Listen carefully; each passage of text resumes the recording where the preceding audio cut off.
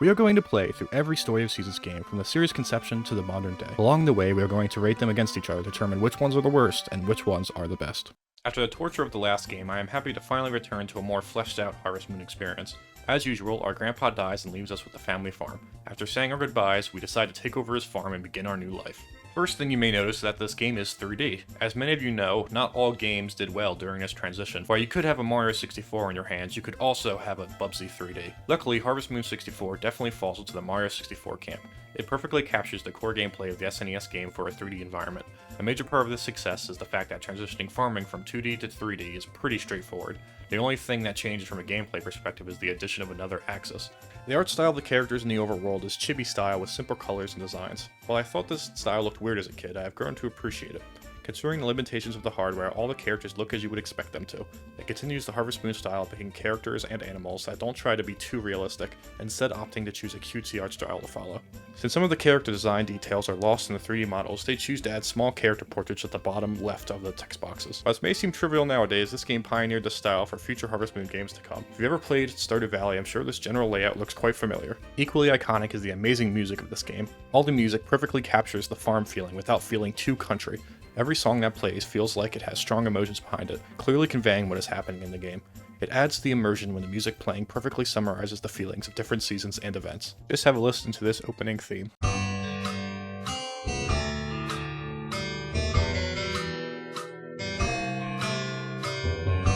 You may think that this opening music is too sad for an opening song for a game you're supposed to play to have fun, but the game does open with you taking your farm from your recently deceased grandfather. Having an opening that is super happy and energetic would feel kind of awkward. The song doesn't fester on this sadness though. Just like this character says in the opening, this shouldn't be a sad event. This is the start of a new beginning as you continue where your grandfather left off. The song follows this idea by slowly transitioning to a more hopeful and happy tone.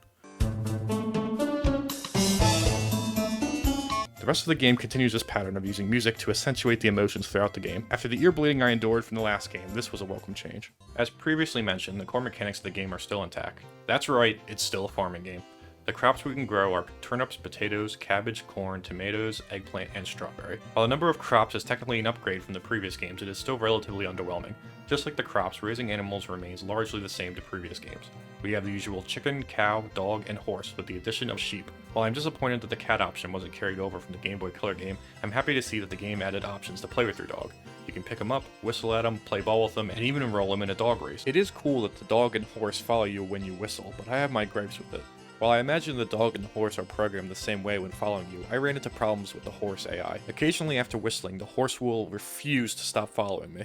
This made farming really annoying when he just would not leave me alone. He even trapped me behind my crops, refusing to budge even after I hit him with my hammer. Soft-locked by my own horse. After some deliberation, I eventually decided to trap him in a rock so I can still pet him for eternity. Other than that though, farming and raising animals remains largely the same mechanically. Outside these core mechanics, we have fishing, foraging, and now mining. Fishing and foraging are unchanged from the previous games, the only difference being that you have more areas to fish instead of a single pond. Mining can only be done in the winter, but it is a great opportunity to make money during the slowest season in the game. These tasks can be done with the same trusty tools as the original. After using these tools enough, they will eventually be eligible for an upgrade at the shop.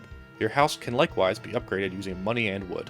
The upgrades this time around are a lot bigger and make the house feel more open. These upgrades are also required for the most notable game mechanic reintroduced in this title. While it feels weird to call this a gameplay mechanic, you can also marry and start a family once again. This time around, the eligible bachelorettes are Anne, Karen, Papori, Maria, and Ellie. Anne is your typical farm girl with a soon-to-be brother. Karen has daddy issues. Papori is about as smart as the flowers she waters. Maria works at a library and is scared of everything. And Ellie is the boring nice girl that works at a bakery. As usual, you win their heart by talking to them every day and giving them their favorite gifts. When they like you enough and you have the necessary house upgrades, you can tie the knot using your trusty blue feather. This time around though, you can determine how they feel about you without breaking and entering. The little heart at the bottom right indicates how they feel, from white meaning indifferent to pink meaning in love.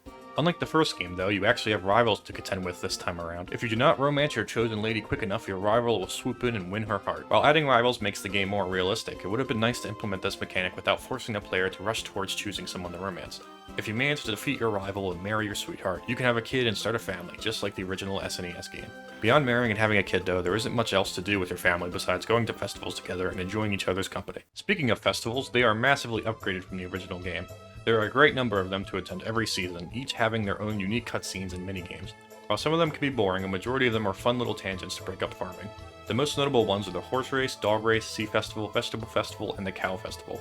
The Horse Race and Dog Race let you either participate with your animals or gamble on who you think will win. The Sea Festival lets you test your own stamina in a swimming competition. If racing and gambling isn't for you, the Vegetable and Cow Festivals allow you to put your hard work to the test. These festivals rank your hard work and reward you for a healthy cow and tasty vegetables.